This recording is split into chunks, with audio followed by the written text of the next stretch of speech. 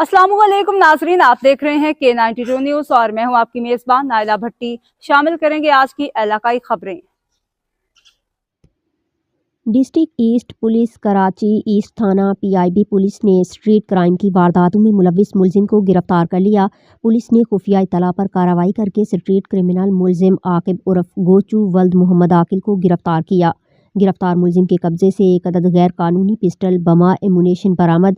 मुलजिम के खिलाफ सिंध असलहा एक्ट के तहत मुकदमा दर्ज करके मजीद तफ्तीश का आगाज कर दिया गया।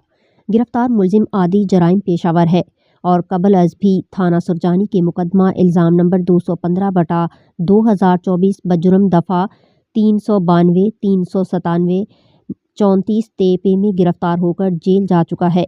तर्जुमान ईस्ट पुलिस।